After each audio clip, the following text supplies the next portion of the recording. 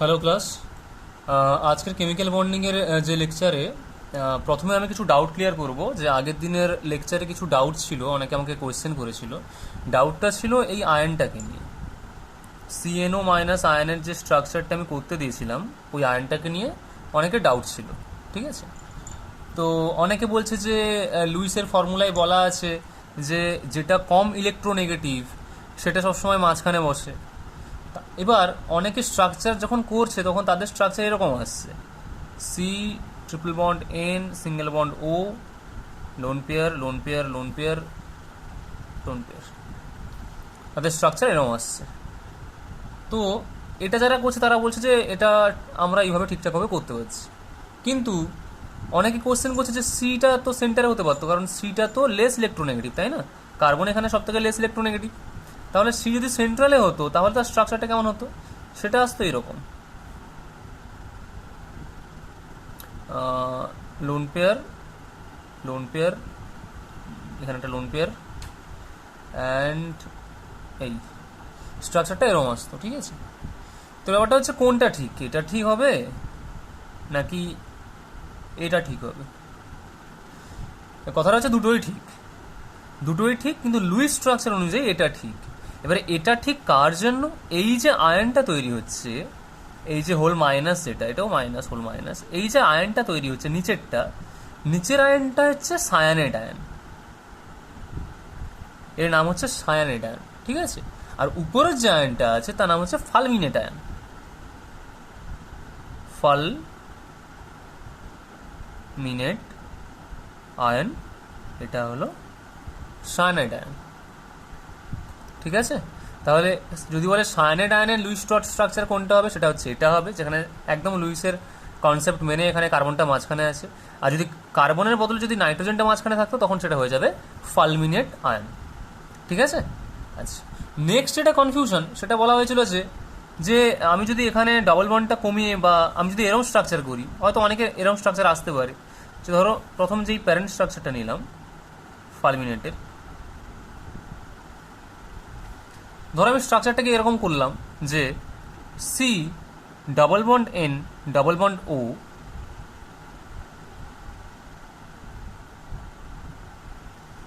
এখানে কোনো ভুল নেই।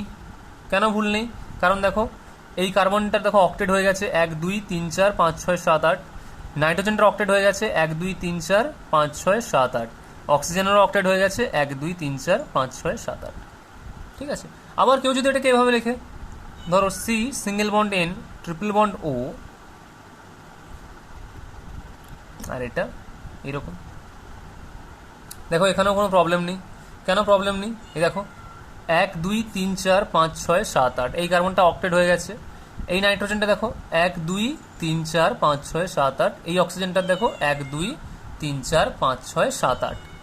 ওকে, তাহলে তাহলে এটাও আঁকতে পারি, এটাও আঁকতে পারি, এটাও আঁকতে পারি, তিনটে স্ট্রাকচার ইকুইভ্যালেন্ট স্ট্রাকচার। এবার কোনটা সব থেকে ভালো স্ট্রাকচার? তিনটেই হতে পারে। কোনটা সব থেকে ভালো স্ট্রাকচার হবে তোমরা যদি করো তাহলে দেখবে তিনটেই হতে পারে।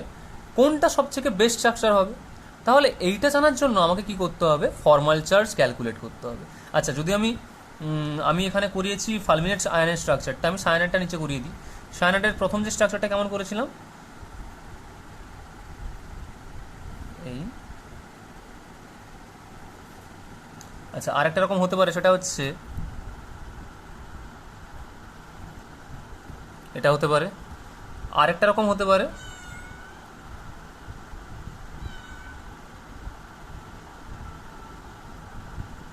দেখো প্রতিটা স্ট্রাকচার তুমি যদি কনসিডার করো তাহলে প্রত্যেকটা স্ট্রাকচারে কিন্তু অক্টেট ফুলফিল আছে। এবার ব্যাপারটা হচ্ছে কোন স্ট্রাকচারটা স্টেবল হবে, কোন স্ট্রাকচারটা সব থেকে ভালো হবে, এটা জানার জন্য আমাকে ফর্মাল চার্জ ক্যালকুলেট করতে হয়। তোমরা খাতায় ফর্মাল চার্জ সবগুলোর ক্যালকুলেট করো, আমি এখানে মুখে মুখে আমি করে দিচ্ছি, যেটা আমার যেটা সুবিধা মনে হচ্ছে। কার্বন এখানে হয়েছে -1 ফর্মাল চার্জ, নাইট্রোজেন হয়েছে +1, অক্সিজেন হয়েছে -1 প্রথম স্ট্রাকচারটায়। সেকেন্ড স্ট্রাকচারটায় কার্বন হয়েছে -2, নাইট্রোজেন হয়েছে +1, অক্সিজেন হয়েছে 0। থার্ড স্ট্রাকচার যেটা হচ্ছে সেটা হচ্ছে কার্বন হয়েছে -3, নাইট্রোজেন হয়েছে +1, আর অক্সিজেন হয়েছে +1। ওকে, ফালমিনেটের ক্ষেত্রে এবারে সায়ানেটের ক্ষেত্রে দেখি। সায়ানেটের ক্ষেত্রে দেখা যাচ্ছে যে এই নাইট্রোজেনটার ফর্মাল চার্জ ক্যালকুলেট করো তোমরা, আমি এমনি করে দিচ্ছি। এর হচ্ছে -2, এর হচ্ছে 0, এর হচ্ছে +1। ওকে, আচ্ছা এর ক্ষেত্রে দেখো এটা হচ্ছে -1, আর এটা হচ্ছে 0, আর এটা হচ্ছে 0। ঠিক আছে, এটার ক্ষেত্রে দেখো নাইট্রোজেন হচ্ছে 0, কার্বন হচ্ছে 0, অক্সিজেন হচ্ছে -1। এবার একটা কনসেপ্ট সবসময় মাথায় রাখো, যে যে কোনো যদি স্ট্রাকচার থাকে সেখানে যে অ্যাটমটা, স্ট্রাকচারের যে অ্যাটমটা সব থেকে বেশি ইলেকট্রোনেগেটিভ, অর্থাৎ মোস্ট ইলেকট্রো নেগেটিভ অ্যাটম যেটা থাকে, সেটা সবসময় মাইনাস চার্জ তার উপরে যত বেশি থাকে সেটা তত বেশি স্টেবল হয়। অর্থাৎ যে মোস্ট ইলেকট্রোনেগেটিভ বা সব থেকে বেশি যে অ্যাটমটা তড়িৎ ঋণাত্মক হয় তার উপর যদি মাইনাস চার্জ থাকে, যত বেশি মাইনাস চার্জ থাকবে সেই স্ট্রাকচারটা তত বেশি হবে স্টেবল। ঠিক আছে, বা সুস্থিত। আচ্ছা এবারে দেখো তিনটে স্ট্রাকচার কনসিডার করো। প্রথমে এই তিনটে স্ট্রাকচার দেখো, সব থেকে ইলেকট্রোনেগেটিভ কোনটা, সব থেকে তড়িৎ ঋণাত্মক কোনটা, সেটা হচ্ছে অক্সিজেন। তাই তুমি যদি পিরিয়ডিক টেবিল যদি ঘাঁটো তাহলে দেখতে পাবে সব থেকে বেশি তড়িৎ ঋণাত্মক হচ্ছে অক্সিজেন। এবারে দেখো অক্সিজেনের উপরে মাইনাস চার্জ কোথায় আছে, এটায় আছে, এটায় 0 নেই, এটাই আবার +1। +1 মানে এবার ইলেকট্রোনেগেটিভ অ্যাটমের উপরে যদি আবার প্লাস চার্জ থাকে সেটা আবার আনস্টেবল হয়ে যায়। তাহলে সব থেকে বেশি আনস্টেবল এটা, তারপরে এটা, তারপরে এটা। মানে এটাকে তুমি স্ট্রাকচার 1 দিই, এটাকে স্ট্রাকচার 2 দিই, এটাকে স্ট্রাকচার যদি 3 দিই, তাহলে সব থেকে বেশি স্টেবল স্ট্রাকচার কোনটা হচ্ছে 1, মানে 1 is greater than 2 is greater than 3। কারণটা কি? কারণ যেটা সব থেকে বেশি ইলেকট্রোনেগেটিভ এখানে ছিল কোনটা, অক্সিজেন, তার উপরে মাইনাস চার্জ আছে, তাহলে এই জন্য সেটা সব থেকে বেশি স্টেবল হচ্ছে। এই জন্য দেখো 1 নম্বর, তারপর এসছে 2 নম্বর, তারপর এসছে 3 নম্বর। 3 নম্বর কি, অক্সিজেনের উপরে প্লাস চার্জ আছে, প্লাস মানে আরও বেশি আনস্টেবল, মাইনাস হলে স্টেবল, প্লাস হলে আনস্টেবল। ওকে, আচ্ছা এই তিনটে স্ট্রাকচারের মধ্যে বলো কোনটা হবে। আমি এটাকে 1 দিলাম, 2 দিলাম, 3 দিলাম। এদের মধ্যেও অক্সিজেন ইলেকট্রোনেগেটিভ, তাই তো? তাহলে এবার দেখো অক্সিজেনের উপরে পজিটিভ চার্জ, আনস্টেবল। অক্সিজেনের উপরে 0, একটু স্টেবল। এখানে দেখো অক্সিজেনের উপরে মাইনাস চার্জ, তাহলে এটা সব থেকে বেশি স্টেবল হচ্ছে। তাহলে এখানে স্টেবিলিটি অর্ডার কি হবে, 3, 2, 1। তাহলে সব থেকে বেশি স্টেবল স্ট্রাকচার হচ্ছে এইটা, আর এর ক্ষেত্রে সব থেকে বেশি স্টেবল স্ট্রাকচার হচ্ছে এইটা। ক্লিয়ার? তাহলে কি, most electronegative atom prefers negative charge, যেটা সব থেকে বেশি ইলেকট্রোনেগেটিভ অ্যাটম হয় সেটা প্রেফার করে তার উপরে যাতে নেগেটিভ চার্জ থাকে। এই জন্য এটা স্টেবল হয়েছে, আর এক্ষেত্রে এটা স্টেবল হয়েছে। তাহলে কনফিউশন ক্লিয়ার? আগের দিনে যা যা কনফিউশন ছিল সায়ানেটের আর ফালমানেটের মধ্যে, ঠিক আছে, আশা করি ক্লিয়ার হয়ে গেছে। স্ক্রিনশট নিয়ে নাও বা ভিডিওটা পজ করে এটা তুলে নাও, ঠিক আছে, কপি করে নাও। ওকে, নেক্সট আমি চলে যাচ্ছি। আমরা তো কোভ্যালেন্ট কম্পাউন্ড পড়েছিলাম প্রিভিয়াস লেকচারে, তাহলে আজকে কোভ্যালেন্ট কম্পাউন্ড যেগুলো আছে সেই কম্পাউন্ডের প্রপার্টি কেমন, মানে তার বৈশিষ্ট্য কেমন সেটা জানতে হবে। ঠিক আছে, যেমন আগে আয়নিক কম্পাউন্ডের বৈশিষ্ট্য করিয়েছিলাম বা প্রপার্টিস করিয়েছিলাম, তো আজকে শিখবো আমরা কোভ্যালেন্ট কম্পাউন্ডের ক্যারেক্টারিস্টিক্স বা প্রপার্টিস। আমি লিখে দিই প্রপার্টিস বা বৈশিষ্ট্য অফ কোভ্যালেন্ট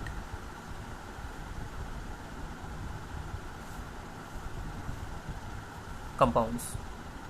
ওকে, তাহলে বৈশিষ্ট্যের প্রথমে কি আছে, সব থেকে প্রথমে যেটা আছে সেটা হচ্ছে ফিজিক্যাল স্টেট বা ভৌত অবস্থা।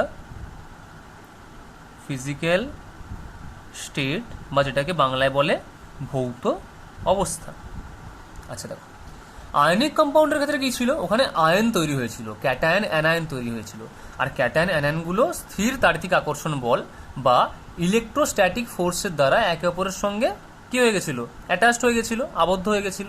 তাই কি হয়েছিল, ওদের যে মধ্যে যে আকর্ষণ বলটা সেটা খুব বেশি ছিল, মানে কম্পাউন্ডগুলোকে খুব সহজে তুমি পৃথক করতে পারতে না, আয়নগুলোকে পৃথক করতে পারতে না।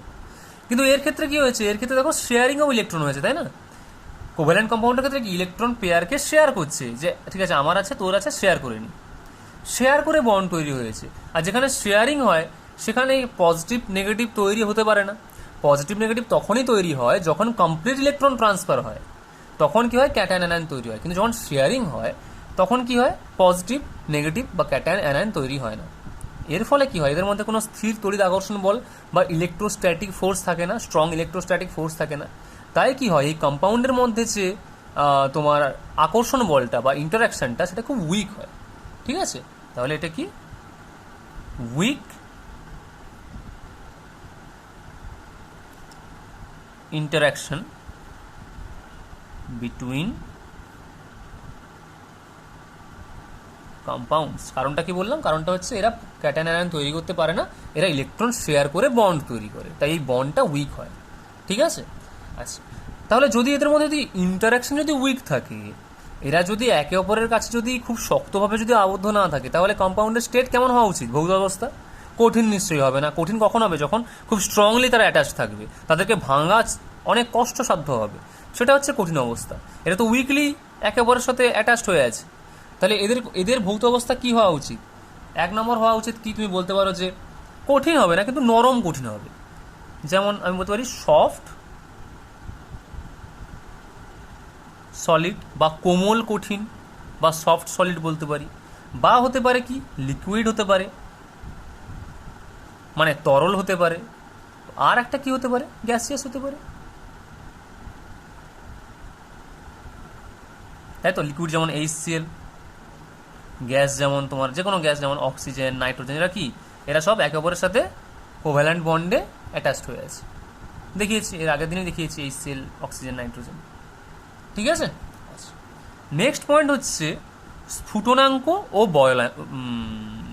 স্ফুটনাঙ্ক, মানে boiling point and melting point. ঠিক আছে, স্ফুটনাঙ্ক এবং গলনাঙ্ক। আচ্ছা, boiling point and melting point, অর্থাৎ স্ফুটনাঙ্ক এবং গলনাঙ্ক। ঠিক আছে, আচ্ছা দেখো, আগের পয়েন্টেই বলা আছে কি এরা উইক ইন্টারাকশন আছে, এদের মধ্যে যে আকর্ষণ বলটা আছে সেটা খুব একটা বেশি স্ট্রং না।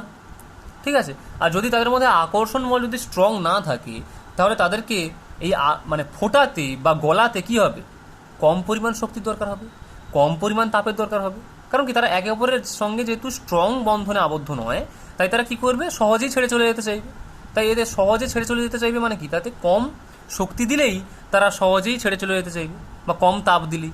তাই এদের মেল্টিং পয়েন্ট বা বয়লিং পয়েন্ট খুব লোয়ার হয়। ঠিক আছে, মেল্টিং পয়েন্ট বা বয়লিং পয়েন্ট খুব লোয়ার হয়, কারণ কি, তাদের মধ্যে আকর্ষণ বলটা খুব তীব্র থাকে না, বা স্ট্রং অ্যাট্রাকশন ফোর্স বা স্ট্রং ইন্টারাকশন ওদের মধ্যে হয় না। ঠিক আছে, নেক্সট পয়েন্ট যেটা, সেটা হচ্ছে বলছি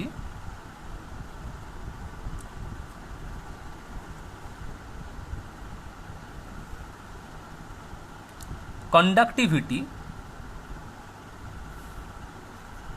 বা যেটাকে বাংলায় বলা হচ্ছে পরিবাহিতা। ঠিক আছে, কন্ডাক্টিভিটি বা পরিবাহিতা। কি পরিবাহিতা, যে ইলেকট্রিসিটি, কারেন্ট, তড়িৎ পরিবাহিতা। ঠিক আছে, আচ্ছা, এবারে দেখো, আমি যখন আগের লেকচারে যখন পড়িয়েছিলাম আয়নিক কম্পাউন্ডস, আমি কি বলেছিলাম যে আয়নিক কম্পাউন্ডসগুলো গলিত বা দ্রবীভূত অবস্থায়, ঠিক আছে, হয় মেল্টেড স্টেট না হলে সলভেটেড স্টেটে তারা কি করে, তড়িৎ পরিবহন করে। তার প্রধান কারণটা কি ছিল, কারণ কি, তারা গলিত বা দ্রবীভূত অবস্থায় তারা আয়নে বিয়োজিত হয়ে যায়। আমি যদি বলি সোডিয়াম ক্লোরাইড, তাহলে কি হয়, তারা Na+ আর Cl- তৈরি করে, ক্যাটায়ন অ্যানায়ন তৈরি করে। ওই ক্যাটায়ন এবং অ্যানায়নগুলো কি করে, চার্জকে পরিবহন করে। তাহলে আয়ন ফরমেশন দরকার যদি একটা কম্পাউন্ড কন্ডাক্টিভিটি দেখায় বা পরিবাহিতা দেখায়। এবারে কি, এখানে দেখো কি বলেছিলাম, সমযোজী যৌগে কি হয় বা কোভ্যালেন্ট কম্পাউন্ডসে কি হয়, এরা কি করে, এরা আয়নে ডিসোসিয়েট হয় না, এরা মেল্টেড বা সলভেটেড, অর্থাৎ গলিত বা দ্রবীভূত অবস্থায় এরা কি করে, এরা আয়নে বিয়োজিত হয় না। আর যদি আয়নে যদি না তৈরি হলো, তাহলে কি হবে, কন্ডাক্টিভিটিও হবে না, যদিও হয় খুব কম হবে। ঠিক আছে, তাহলে এটাকে আমি বলে দেবো ব্যাড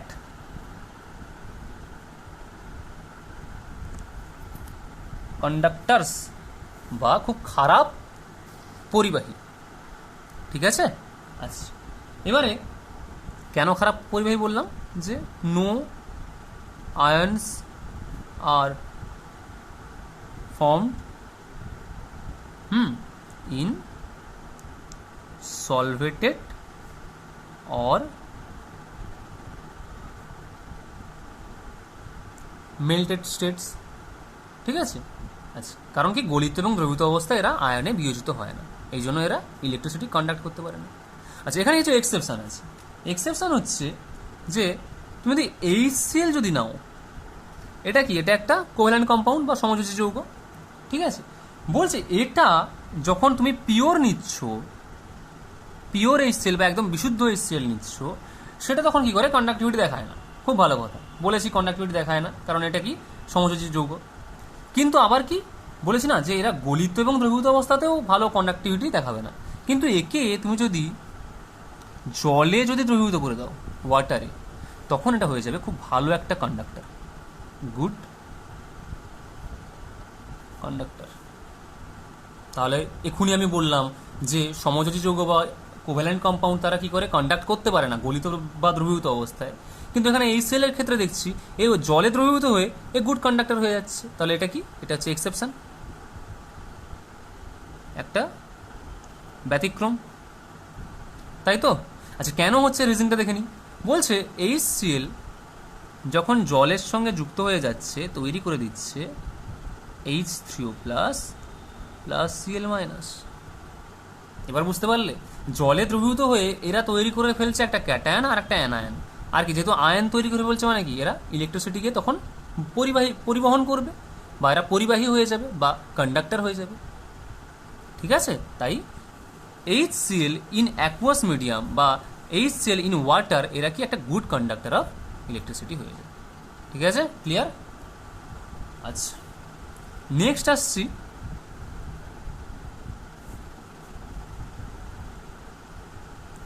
সলিউবিলিটি বা দ্রাব্যতা, যেটাকে বাংলায় বলা হয় দ্রাব্যতা। ঠিক আছে, আচ্ছা, আমি কি বলেছিলাম আগে যখন আয়নিক কম্পাউন্ডস পড়াই, যে আয়নিক কম্পাউন্ডসগুলো পোলার ছিল, মানে তাদের মধ্যে প্লাস মাইনাসের একটা সেপারেশন ছিল। যেহেতু তারা পোলার ছিল, তারা কি করেছে, পোলার সলভেন্টে দ্রবীভূত হয়েছে। মানে বাংলায় বলতে গেলে আয়নিক যৌগগুলো সেগুলো ধ্রুবীয় ছিল, আর যে ধ্রুবীয় সে ধ্রুবীয় দ্রাবকেই দ্রবীভূত হবে। কিন্তু এখানে ক্ষেত্রে কি হচ্ছে, এখানে তো ইলেকট্রন শেয়ার হচ্ছে, কোভ্যালেন্ট কম্পাউন্ডে ইলেকট্রনকে শেয়ার করছে, তাই এখানে কি কোনো ক্যাটায়ন অ্যানায়ন তৈরি হচ্ছে না, কোনো পোলারিটি তৈরি হচ্ছে না। তার মানে যেহেতু কোনো ক্যাটায়ন অ্যানায়ন তৈরি হচ্ছে না, সেহেতু কোনো পোলারিটি তৈরি হচ্ছে না। আর যদি পোলারিটি না তৈরি হয়, তাহলে এরা কি হবে, এরা অধ্রুবীয়। কোভ্যালেন্ট কম্পাউন্ডগুলো তাহলে কি হবে, নন পোলার, তাই তো? তাহলে কোভ্যালেন্ট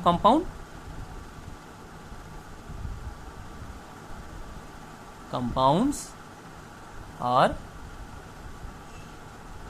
নন পোলার। আর যদি নন পোলার হয়, বা যদি যেটা বলা এটাকে অধ্রুবীয় হয়, তাহলে তারা কোন দ্রাবকে দ্রবীভূত হবে? নন পোলার মানে তারা নন পোলার দ্রাবকে বা নন পোলার সলভেন্টে দ্রবীভূত হবে, বা অধ্রুবীয় দ্রবণে বা অধ্রুবীয় দ্রাবকে। ঠিক আছে, যদি অধ্রুবীয়, যেহেতু এগুলো অধ্রুবীয় হয়, তাই এরা অধ্রুবীয় দ্রাবকে দ্রবীভূত হবে, বা নন পোলার যেহেতু, তাহলে নন পোলার সলভেন্টে দ্রবীভূত হবে। একটা জিনিস সবসময় মাথায় রাখো, যে পোলার কম্পাউন্ডস পোলার সলভেন্টে ডিসোসিয়েট হবে বা ডিজলভ হবে, আর নন পোলার কম্পাউন্ডসগুলো নন পোলার সলভেন্টে ডিজলভ হবে। ক্লিয়ার? আচ্ছা, কিন্তু দেখা গেছে এখানেও কিছু এক্সেপশন আছে। কেমিস্ট্রি মানে এক্সেপশনে ভরা। ঠিক আছে, সবই এক্সপেরিমেন্টাল তো, তাই এক্সেপশনে ভরা। দেখা গেছে যে অ্যামোনিয়া বা তোমার HCl তো এক্ষুনি দেখালাম, বলছে অ্যামোনিয়া, HCl, বা তুমি বলতে পারো যে তোমার গ্লুকোজ, বলছে এগুলো সব দেখছে জলে দ্রবীভূত হয়ে যাচ্ছে। এগুলো সব জলে দ্রবীভূত হয়ে যাচ্ছে। জলটা কি, জল তো পোলার সলভেন্ট, কিন্তু এগুলো তো নন পোলার কম্পাউন্ড, যেহেতু এগুলো কোভ্যালেন্ট কম্পাউন্ড, এগুলো সব কোভ্যালেন্ট কম্পাউন্ড।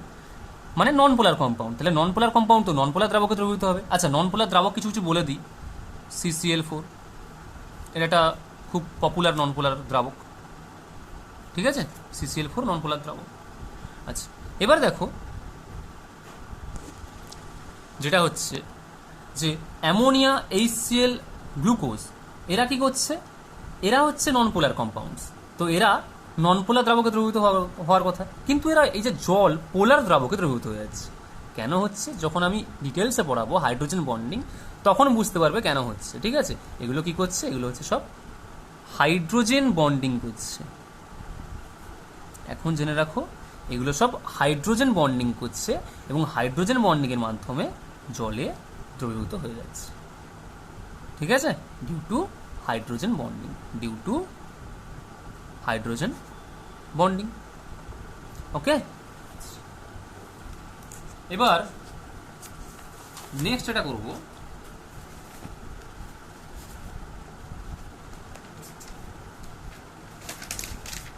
সেটা হচ্ছে তোমার থাকবে রিয়াকশন স্পিড, ঠিক আছে? মানে বিক্রিয়ার কত দ্রুত হচ্ছে না বিক্রিয়া আস্তে আস্তে হচ্ছে, কি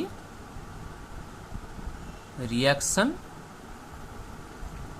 স্পিড, ঠিক আছে? দেখো, আগে আগে যখন আয়নিক কম্পাউন্ড করেছিলাম সেখানে কি পজিটিভ নেগেটিভ চার্জ আছে, পজিটিভ চার্জ নেগেটিভ চার্জকে ধরছে, নেগেটিভ চার্জ পজিটিভ চার্জকে ধরছে, খুব ফাস্ট রিয়াকশন। বাট এখানে কি হয়? এখানে দেখো, এখানে যে যে কম্পাউন্ডগুলো তুমি পেয়েছো, দেখো সবগুলো বন্ড তৈরি করেছে না, double bond, triple bond, single bond. তাহলে কি বন্ড প্রথমে ভাঙতে হবে, তারপর আবার একটা যখন নতুন কম্পাউন্ড তৈরি হচ্ছে সেখানটায় বিক্রিয়ার পরে, সেখানে বন্ড তৈরি হতে হবে। তো বিক্রিয়াতে সময় এখানে লাগে, যেহেতু বন্ড ব্রেকিং, হ্যাঁ, এটা কি হয়? বন্ড ব্রেকিং হয়, আর এখানে বন্ড মেকিং হয়। রিঅ্যাক্ট্যান্ট সাইডে কি হয়? বন্ডগুলো ভেঙে অন্য জায়গায়, যেখানে প্রোডাক্ট সাইড, সেখানে বন্ড তৈরি হয়। তাহলে বন্ড ব্রেকিং হচ্ছে, বন্ড মেকিং হচ্ছে, প্রসেসটা কি হবে? খুব স্লো প্রসেস হয়, ঠিক আছে? তো একটা এক্সাম্পল যদি আমি দিয়ে দিই, এখানটা বলছে, ধরো তুমি গ্লুকোজ নিয়েছো, ঠিক আছে? এবার তুমি সেখানে কি দিয়েছো? একটা উৎসেচক বা এনজাইম, যেটাকে বলা হচ্ছে জাইমেস, সেটা তৈরি করছে তোমার ethanol, C2H5OH plus carbon dioxide. বলছে এই যে বিক্রিয়াটা হচ্ছে, এটা হতে প্রায় 3 দিন সময় লাগছে, 3 days। তাহলে বুঝতে পারছো কত স্লো রিয়াকশন হতে পারে, তাই তো? তাহলে রিয়াকশন স্পিডটা কোভ্যালেন্ট কম্পাউন্ডের ক্ষেত্রে প্রচণ্ড স্লো হয়, ঠিক আছে?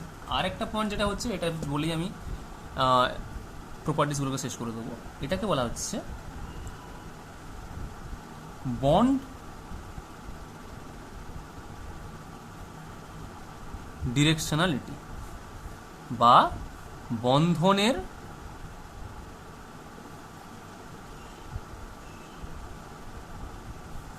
অভিমুখ, বন্ধনের অভিমুখ বা বন্ড ডিরেকশনালিটি, ঠিক আছে?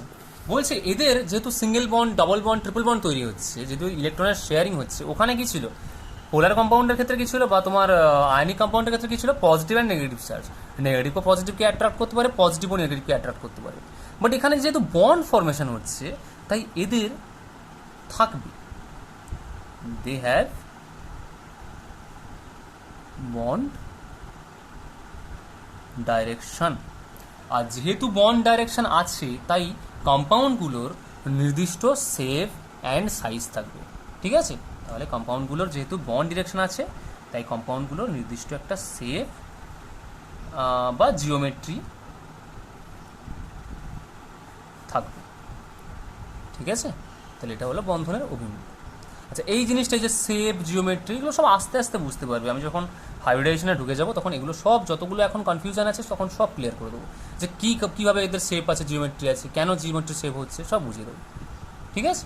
কিন্তু একটু ধৈর্য ধরতে হবে। ওকে, এবারে আসছি নেক্সট টপিকে। নেক্সট টপিক যেটা হচ্ছে, সেটাকে বলছে যে অক্টেট রুল, যে আমি করেছিলাম না, কি করেছিলাম? যে কোনো একটা যদি বন্ড তৈরি হচ্ছে বা কোনো একটা কম্পাউন্ড তৈরি হচ্ছে, সেখানে কি যতগুলো অ্যাটম আছে সবাই যেন তাদের অক্টেট বা অষ্টক যেন তাদের পূর্তি থাকে। কিন্তু এই যে রুলটা আছে, এই রুলের কিছু ব্যতিক্রম আছে।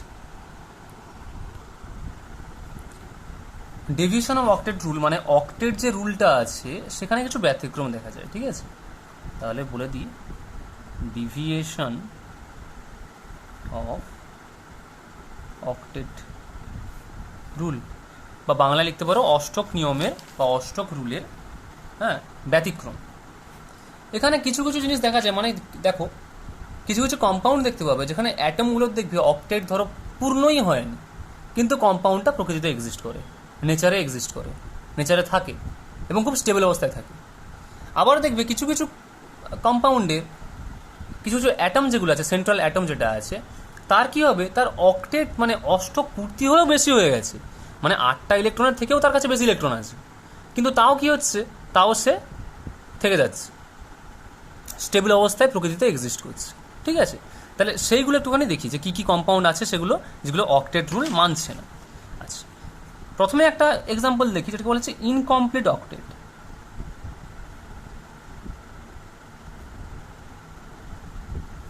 অর্থাৎ কি, যে তোমার সেন্ট্রাল যে অ্যাটমটা আছে ওই সেন্ট্রাল অ্যাটমের অক্টেট পূর্ণ হয়নি। যেমন BF3, ঠিক আছে? তাই আমি স্ট্রাকচার আঁকলাম, দেখো বোরন কি 5, তো মানে কি 2 3, তাহলে 1 2 3। আচ্ছা, ফ্লোরিন এসে গেল 1 2 3 4 5 6, 1 2 3 4 5 5 6 7, ঠিক আছে? একটা বন্ড তৈরি হলো। আর একটা ফ্লোরিন এলো 1 2 3 4 5 6 7, তৈরি হলো। আরেকটা বন্ড তৈরি হলো, ধরো আরেকটা ফ্লোরিন এলো এখানটায়, কারণ BF3 আছে, 2 3 4 5 6 7 হলো। মানে কি হচ্ছে, স্ট্রাকচারটা দেখতে, দেখো এবার দেখো দেখি ফ্লোরিনের অক্টেট ফুলফিল হয়েছে কিনা। 1 2 3 4 5 6 7 8 হয়েছে, এই ফ্লোরিনটারও হয়েছে, এই ফ্লোরিনটারও হয়েছে। এবার সেন্ট্রাল অ্যাটম যে বোরন ওটাকে একটুখানি দেখি, দেখো এর কি কি হয়েছে, দেখো 1 2 3 4 5 6। তাহলে এই সেন্ট্রাল অ্যাটম যে বোরন হয়েছে এর এখন 6টা ইলেকট্রনস আছে, কিন্তু এর 8টা হওয়া উচিত ছিল, কারণ কি এতে এখন অষ্টক পূর্তি হয়নি, তাহলে আরেকটা ফ্লোরিন আসা দরকার ছিল। কিন্তু আরেকটা ফ্লোরিন এলে কি করে, এর তো আর ইলেকট্রন বাইরে নেই, এ কোথা থেকে ফ্লোরিনটাকে ঠাঁই দেবে আর এখানটা, যেহেতু নেই তাহলে এর অষ্টক পূর্তি হবে না, এর 6টা ইলেকট্রনই আছে, ঠিক আছে? কিন্তু এগুলো কি দেখে মনে হচ্ছে যেটা আনস্টেবল, কারণ এখানে তোমার নেই, কিন্তু এগুলো প্রকৃতিতে খুব সুস্থিতভাবে থাকে, খুব স্টেবল হিসাবে থাকে, ঠিক আছে? তাহলে এই জিনিসটাকে, যেখানে দেখবে যে কম ইলেকট্রন আছে, অষ্টকের থেকে কম ইলেকট্রন আছে, সেরম কম্পাউন্ডটাকে বলা হয় হাইপোভ্যালেন্ট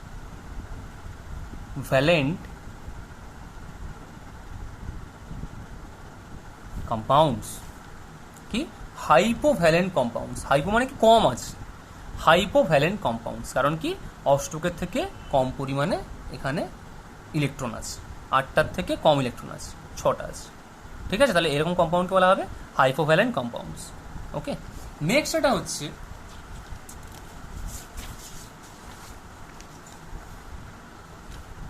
বলছে এক্সপ্যানশন অফ ইলেকট্রন অক্টেট, মানে কি 8টার থেকে বেশি সংখ্যক ইলেকট্রন আছে, এরকম কিছু কম্পাউন্ড দেখতে পাওয়া যায়।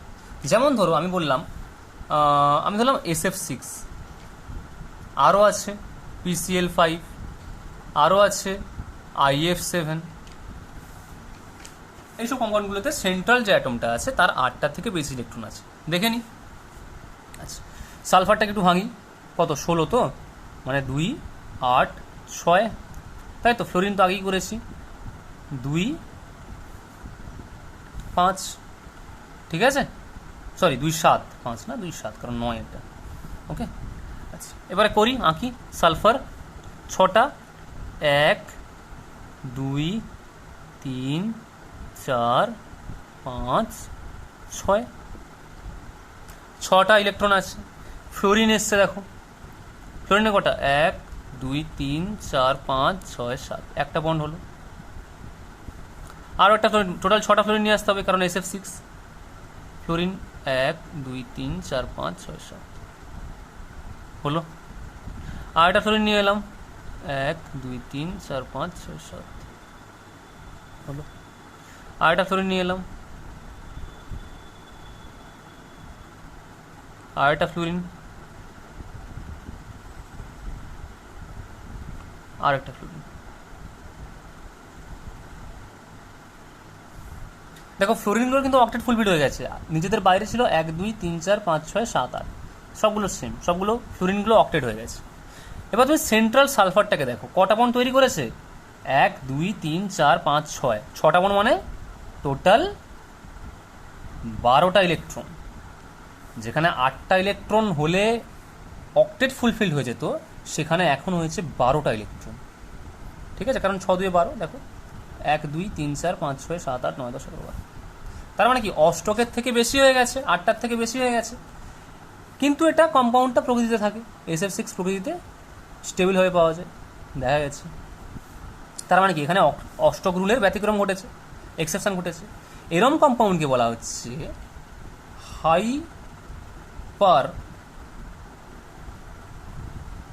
Valent compound. এগুলোর বাংলা নামটাম কিন্তু কিছু নেই, ঠিক আছে, ইংলিশ নামটাই আছে, হাইপার ভ্যালেন্ট কম্পাউন্ড। ক্লিয়ার? আচ্ছা, নেক্সট এটা আসছে, বলছে যে কিছু কিছু নোবেল গ্যাস আছে, বা যেগুলোকে বলা হয় নিষ্ক্রিয় গ্যাস, সেগুলো আবার যৌগ তৈরি করছে। তাহলে নিষ্ক্রিয় গ্যাস মানে কি, তার তো অষ্টক তার সবসময় ফুলফিল্ড, তার অক্টেট অলওয়েজ ফুলফিল্ড। যার অক্টেট ফুলফিল্ড সে কি আর কোনো কম্পাউন্ড তৈরি করতে চায়? চায় না।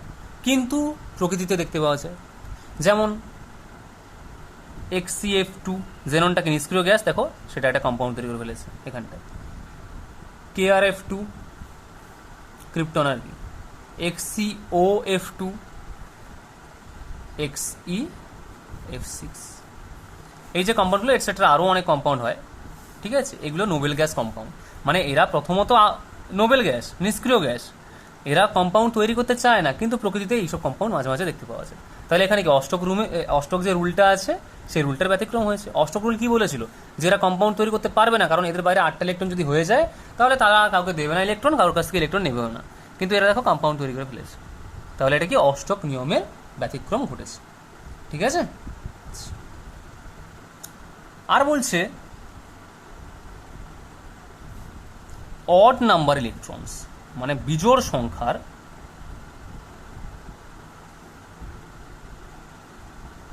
ইলেকট্রনস।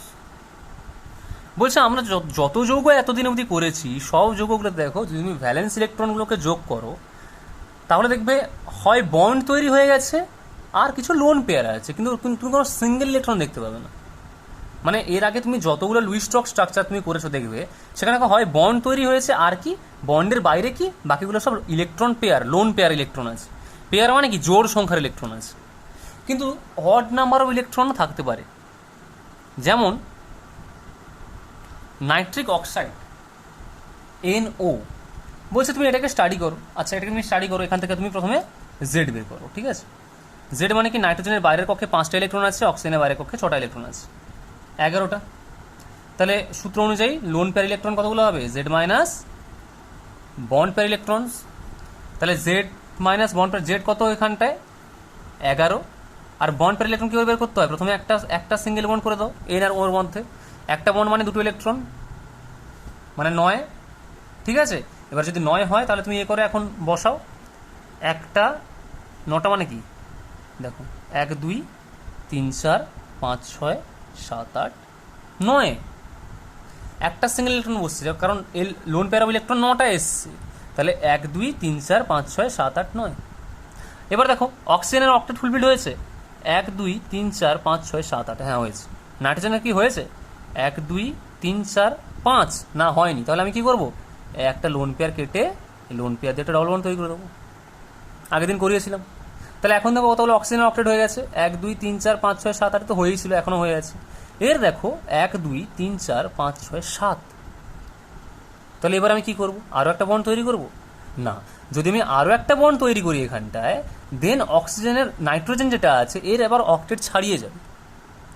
আর তুমি যদি যদি মনে হচ্ছে আমি আরেকটা বন্ড এখানে তৈরি করি, তুমি যদি তৈরিও করো তাহলে তুমি যখন ফর্মাল চার্জ ক্যালকুলেট করবে তখন দেখবে যে অক্সিজেনের উপরে পজিটিভ চার্জ চলে আসছে। ঠিক আছে, যেটা কিন্তু পসিবল না। মানে এটা তুমি যদি এরম করে দাও N triple bond O lone pair, আর তোমার এখানে তাহলে কী হবে, লোন পেয়ার ইলেকট্রন, এরম যদি হয় তখন দেখবে এখানে একটা পজিটিভ চার্জ চলে আসছে। এখন এটা জিরোতে আছে, তুমি ফর্মাল চার্জ ক্যালকুলেট করে বুঝতে পারবে, কিন্তু এটা পজিটিভ চার্জ চলে আসছে। তাহলে এটা কি আনস্টেবল? তাহলে আমি এই স্ট্রাকচারটা নিচ্ছি না। ঠিক আছে, তাহলে আমাকে এই স্ট্রাকচারটা নিতে হবে। তাহলে দেখো এখানে এবার দেখো এই যে নাইট্রোজেনের উপর একটা সিঙ্গেল ইলেকট্রন আছে, তাহলে কি অড নাম্বার ইলেকট্রন পেয়ে যাচ্ছে একটা কম্পাউন্ডে। ঠিক আছে, তাহলে এটাও কি লুইস নিয়মকে ভায়োলেট করে বা লুইস নিয়মের ব্যতিক্রম। লুইস নিয়ম কি সবসময় কি বলছিল যে লোন পেয়ার ইলেকট্রন সবসময় জোর হবে, কিন্তু এর ক্ষেত্রে দেখো লোন পেয়ার ইলেকট্রনের জায়গায় একটা ইলেকট্রন, সিঙ্গেল ইলেকট্রনও থাকতে পারে। ঠিক আছে, আচ্ছা, তাহলে এই মোটামুটি তোমাদের লুইস নিয়মের ব্যতিক্রম পাওয়া গেল। আর এটা ছোট্ট একটা 2 মিনিটের একটা টপিক ডিসকাস করে দিই।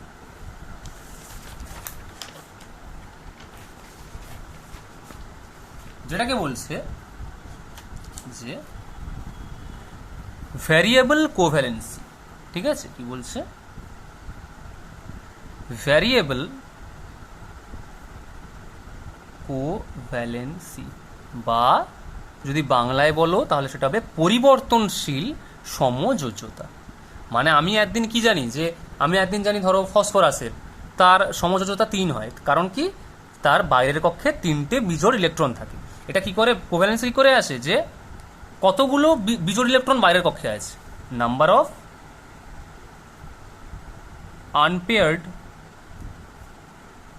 Electrons in outermost shell. Number of unpaired electron in outermost shell, বা সব থেকে বাইরের কক্ষপথে কতগুলো বিজোড় ইলেকট্রন আছে। ঠিক আছে, আনপেয়ার্ড বিজোড় ইলেকট্রন অড ইলেকট্রন বলতে পারো। ঠিক আছে, আচ্ছা, এবারে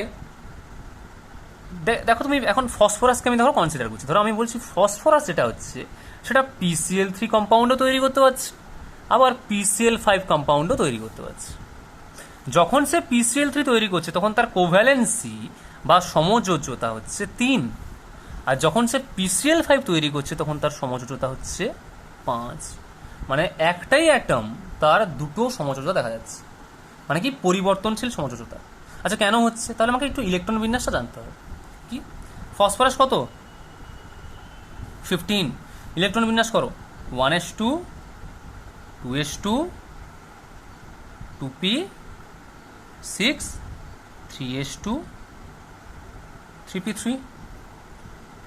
এটা জানা আছে তো, এই জিনিসটা কী করে করা হয় নিশ্চয়ই জানা আছে। আচ্ছা, এবার দেখো বাইরের কক্ষপথে এই, আর এখানে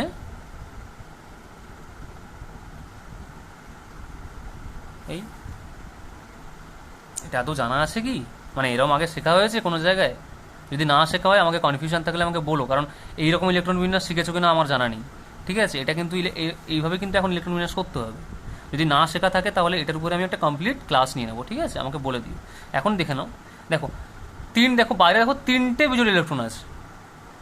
কি অবস্থায়? যখন গ্রাউন্ড স্টেট বা যখন একদম ফসফরাসের এনার্জি কম, তখন ইলেকট্রনগুলো এইভাবে থাকবে। তাহলে কতগুলো বিজোড় ইলেকট্রন আছে বাইরে? 3টে। দেখো আনপেয়ার্ড 3টে, 1 2 3টে আনপেয়ার্ড ইলেকট্রন আছে, মানে কি কোভ্যালেন্সি কত হবে?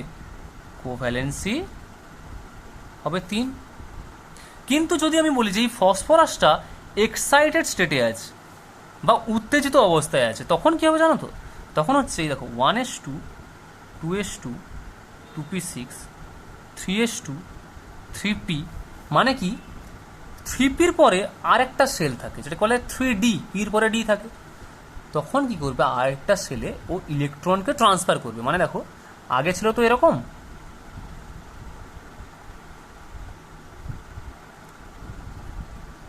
এই ছিল।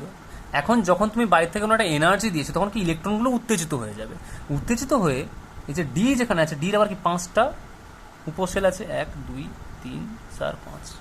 ও কি করবে, এই যে ইলেকট্রনটা আছে না, এটাকে এইখানে পাঠিয়ে দেবে, মানে তখন এখানে আর ইলেকট্রন থাকবে না। তাহলে ওটা কি হলো 3s1 3p3 3d1। তাহলে এখন দেখো বাইরে কতগুলো বিজোড় ইলেকট্রন আছে, 1 2 3 4 5টা। তাহলে যদি 5টা বিজোড় ইলেকট্রন আছে তাহলে সেখানে হবে কোভ্যালেন্সি 5। তাই ফসফরাস একবার তৈরি করছে PCl3, একবার তৈরি করছে PCl5। ঠিক আছে, এরকম অনেক যৌগ মৌল দেখতে পাবে বা অনেক অ্যাটম দেখতে পাবে যাদের হচ্ছে ডিফারেন্ট কোভ্যালেন্সি আছে। যেমন কি সালফারের ক্ষেত্রে ধরো এর কোভ্যালেন্সিগুলো হয় 2 4 6। 2-এর ক্ষেত্রে আসবে তোমার H2S কম্পাউন্ড, 4-এর ক্ষেত্রে তৈরি করে SF4, 5-এর ক্ষেত্রে তৈরি 6-এর ক্ষেত্রে তৈরি করে SF6। ঠিক আছে, তো এরকম অনেক অ্যাটম আছে যাদের ডিফারেন্ট কোভ্যালেন্সি দেখা যায় বা ভেরিয়েবল কোভ্যালেন্সি দেখা যায়। তাহলে মোটামুটি কোভ্যালেন্ট কম্পাউন্ডের যা ছিল সব আজকের আমি কমপ্লিট করে দিলাম। ঠিক আছে, এবারে নেক্সট ক্লাসে আরেকটা টপিক যেটা স্টার্ট করবো সেটা হচ্ছে কি, যে ধরো একটা আয়নীয় যৌগ আছে আর একটা সমযোজী যৌগ আছে। বলছে আয়নীয় যৌগটা সমযোজী যৌগের মতো আচরণ করতে পারে, আবার সমযোজী যৌগটা আয়নীয় যৌগের মতো আচরণ করতে পারে। তাহলে ওটা আমি নেক্সট ক্লাসে ডিসকাস করব। আর যদি এই জিনিসটা যদি বুঝতে, ইলেকট্রন বিন্যাস যদি বুঝতে কোনো অসুবিধা থাকে বা এটা যদি তোমাদের জানা যদি না থাকে আগে থেকে, তাহলে আমাকে জানিও। আমি পরের একটা ক্লাসে শুধুমাত্র ইলেকট্রন বিন্যাস কী করে হয়, কী করে সেলগুলো ইন্ট্রোডিউস হচ্ছে, আমি সব আস্তে আস্তে বলে দেবো। ঠিক আছে, ওকে।